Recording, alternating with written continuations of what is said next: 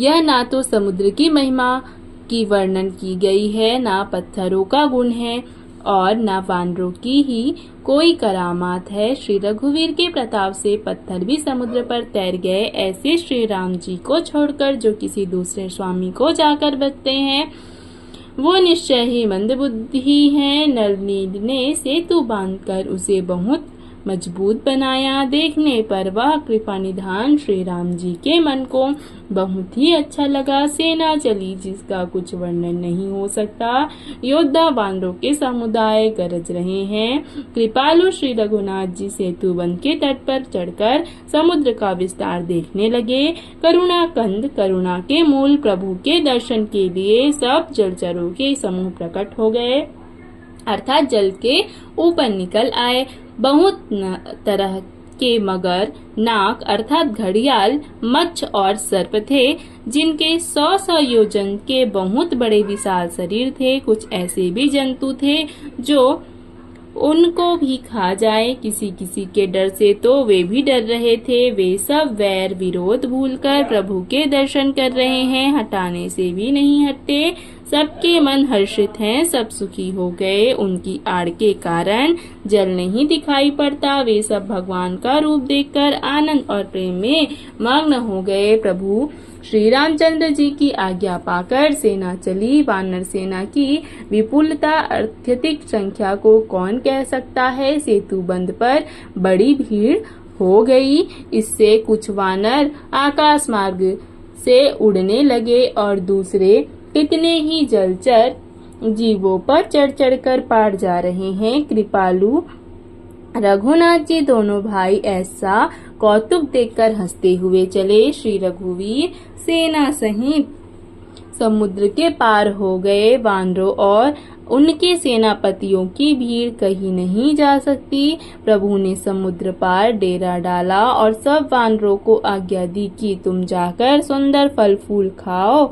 यह सुनते ही रीछ वानर जहाँ तहाँ दौड़ पड़े। श्री राम जी के हित के लिए सब वृक्ष ऋतु कुऋतु समय की गति को छोड़कर फल उठे। वानर भालू मीठे मीठे फल खा रहे हैं, वृक्षों को हिला रहे हैं और पर्वतों के शिखरों को लंका की ओर फेंक रहे हैं। घूमते फिरते जहाँ कहीं किसी राक्षस को पा जाते हैं तो सब उसे घेर कर खूब नाच नचाते हैं और दांतों से उसके नाक कान काटकर प्रभु का सुयश कहकर तब उसे जाने देते हैं। जिन राक्षसों के नाक और कान काट डाले गए, उन्होंने रावण से सब समाचार कहा। समुद्र पर सेतु का बांधा जाना कानों से सुनते ही रावण घबराकर 10 मुखों से बोल उठा, वन निधि, नील निधि, जल निधि, जलधि, सिंधु, वारिश, तोय निधि, कंपति, उदधि, पयोधि, नदीश को क्या सचमुच ही बांध लिया। फिर अपनी व्याकुलता को समझकर ऊपर से हंसता हुआ भय को भुलाकर रावण महल को गया।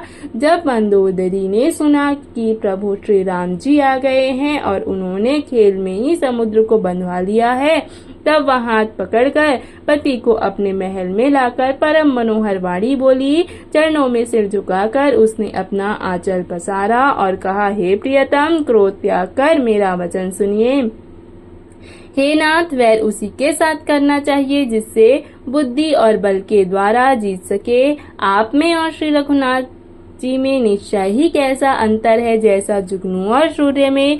जिन्होंने विष्णु रूप से अत्यंत बलवान मधु और कैटभ दैत्य मारे और वराह और नृसिंह से महान सूरवीर दीति के पुत्रों हिरण्याक्ष और हिरण्यकशिपु का संहार किया। जिन्होंने वामन रूप से बलि का बांधा और परशुराम से सहस्त्र बाहु को मारा, वे ही भगवान पृथ्वी का भार हरण करने के लिए राम रूप में अवतरण प्रकट हुए हैं। हे नाथ, उनका विरोध ना कीजिए जिनके हाथ में काल कर्म और जीव सभी हैं। तासु विरोध न कीजिए नाथा, काल करम जीव जाके हाथा। श्री राम जी के चरण कमलों में सिर झुकाकर उनकी शरण में जाकर उनको जानकी जी सौंप दीजिए और आप पुत्र को राज्य देकर वन में जाकर श्री रघुनाथ जी का भजन कीजिए। हे नाथ, श्री रघुनाथ जी तो तीनों दिनों पर दया करने वाले हैं। सम्मुख शरण आने पर तो बाघ भी नहीं खाता। आपको जो कुछ करना चाहिए था वह सब आप कर चुके। आपने देवता, राक्षस तथा चर अचर सभी को जीत लिया। हे दशमुख, सतजन ऐसी नीति कहते हैं कि चौथेपन अर्थात बुढ़ापे में राजा को वन में चला जाना चाहिए।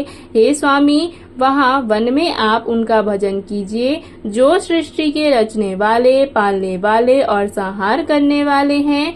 हे नाथ, आप विषयों की सारी ममता छोड़कर उन्हीं शरणागत पर प्रेम करने वाले भगवान का भजन कीजिए जिनके लिए श्रेष्ठ मुनि साधन करते हैं और राजा राज्य छोड़कर वैरागी हो जाते हैं। वही कौशलाधीश श्री रघुनाथ जी आप पर दया करने आए हैं। वे प्रियतम, यदि आप मेरी सीख मान लेंगे तो आपका अत्यंत पवित्र और सुंदर यश तीनों लोकों में फैल जाएगा। ऐसा कहकर नेत्रों में करुणा का जल भरकर और पति के चरण पकड़कर कांपते हुए शरीर से मंदोदरी ने कहा, हे नाथ, श्री रघुनाथ जी का भजन कीजिए जिससे मेरा सुहाग अचल हो जाए।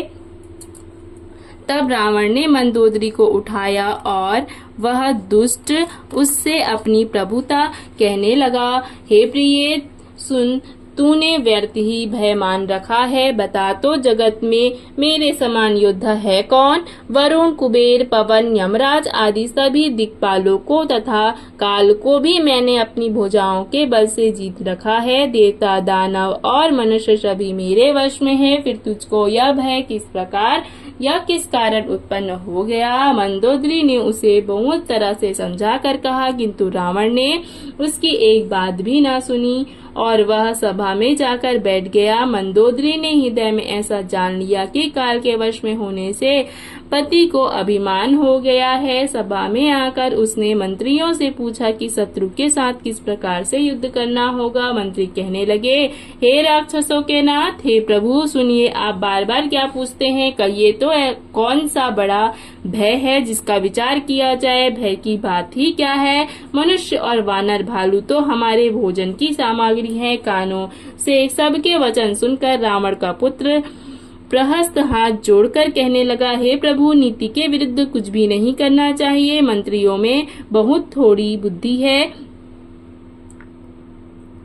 ये सभी मूर्ख अर्थात खुशामती मंत्री ठकुर सुहाती मुंह देखी कर रहे हैं। हे नाथ, इस प्रकार की बातों से पूरा नहीं पड़ेगा। एक ही बंदर समुद्र लांग कर आया था। उसका चरित्र सब लोग अब भी मन ही मन गाया करते हैं, स्मरण किया करते हैं। उस समय तुम लोगों में से किसी को भूख न थी। बंदर तो तुम्हारा भोजन ही है। फिर नगर जलाते समय उसे पकड़कर क्यों नहीं खा लिया? इन मंत्रियों ने स्वामी आपको ऐसी सम्मति सुनाई है जो सुनने में अच्छी है पर जिससे आगे चलकर दुख पाना होगा। जिसने खेल ही खेल में समुद्र बंधा लिया और जो सेना सहित सुबेल पर्वत पर आ उतरा, हे भाई, कहो वह मनुष्य है जिसे कहते हो कि हम खा लेंगे? सब गाल फुला फुला कर पागलों की तरह वचन कह रहे हैं। हे तात, मेरे वचनों को बहुत आदर से बड़े गौर से सुनिए। मुझे मन में कायर न समझ लीजिएगा। जगत में ऐसे मनुष्य झुंड के झुंड बहुत अधिक हैं जो प्यारी अर्थात मुंह पर मीठी लगने वाली बात ही सुनते और कहते हैं, हे प्रभु, सुनने में कठोर परंतु परिणाम में परम हितकारी वचन जो सुनते और कहते हैं वे मनुष्य बहुत ही थोड़े हैं। नीति सुनिए, उसके अनुसार पहले दूध भेजिए और फिर सीता को देकर श्री राम जी से प्रीति मेल कर लीजिए। यदि वे स्त्री पाकर लौट जाएं, तब तो व्यर्थ झगड़ा ना बढ़ाइए, नहीं तो यदि ना फिरे तो हे तात, सम्मुख युद्ध भूमि में उनसे हठ पूर्वक डटकर मार काट कीजिए। हे प्रभु, यदि आप मेरी यह सम्मति मानेंगे तो जगत में दोनों प्रकार से आपका सुयश होगा। रावण ने गुस्से में भरकर पुत्र से कहा, अरे मूर्ख, तुझे ऐसी बुद्धि किसने सिखाई? अभी से हृदय में संदेह हो रहा है। हे पुत्र, तू तो बांस की जड़ में घमोई हुआ, अर्थात तू मेरे वंश के अनुकूल न या अनुरूप नहीं हुआ। पिता की अत्यंत घोर और कठोर वाणी सुनकर प्रहस्त ये कड़े वचन कहता हुआ घर को चला गया। हित की सलाह आपको कैसे नहीं लगती, अर्थात आप पर कैसे असर नहीं करती। जैसे मृत्यु के वश हुए रोगी को दवा नहीं लगती। संध्या का समय जानकर रावण अपनी 20 भुजाओं को देखता हुआ महल को चला। लंका की चोटी पर एक अत्यंत विचित्र महल था। वहां नाच गान का अखाड़ा जमता था। रावण उस महल में जाकर बैठ गया। किन्नर उसके गुण समूहों को गाने लगे। ताल करताल, पखावज, मृदंग और वीणा बज रहे हैं। नृत्य में प्रवीण अप्सराएं नाच रही हैं। वह निरंतर सैकड़ों इंद्रों के समान भोग विलास करता रहता है। यद्यपि श्री राम जी सरीखा अत्यंत प्रबल शत्रु सिर पर है, फिर भी उसको ना तो चिंता है और ना ही डर है। यहाँ श्री रघुवीर सुबेल पर्वत पर सेना की बड़ी भीड़ के साथ उतरे। पर्वत का एक बहुत ऊंचा परम रमणीय समतल और विशेष रूप से उज्जवल शिखर देखकर वहां लक्ष्मण जी ने वृक्षों के कोमल पत्ते और सुंदर फूल अपने हाथों से सजाकर बिछा दिए। उस पर सुंदर और कोमल मृगछाला बिछा दी। उसी आसन पर कृपालु श्री राम जी विराजमान थे। प्रभु श्री राम जी वानरराज सुग्रीव की गोद में अपना सिर रखे हैं। उनकी बाईं और धनुष तथा दाहिनी ओर तरकश है। बाईं ओर धनुष तथा दाहिनी ओर तरकश है। वे अपने दोनों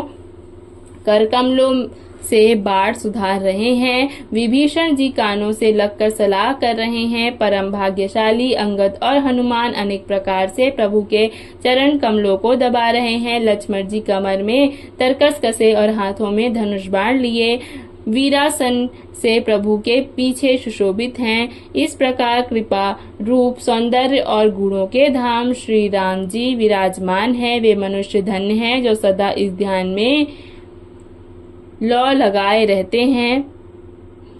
पूर्व दिशा की ओर देखकर प्रभु श्री राम जी ने चंद्रमा को उदय हुआ देखा। तब वे सबसे कहने लगे, चंद्रमा को तो देखो कैसा सिंह के समान निडर है। पूर्व दिशा रूपी पर्वत की गुफा में रहने वाला अत्यंत प्रताप, तेज और बल की राशि यह चंद्रमा रूपी सिंह अंधकार रूपी मतवाले हाथी के मस्तक को विदीर्ण करके आकाश रूपी वन में निर्भय विचर रहा है। आकाश में बिखरे हुए तारे मोतियों के समान हैं। जो रात्रि रूपी सुंदर स्त्री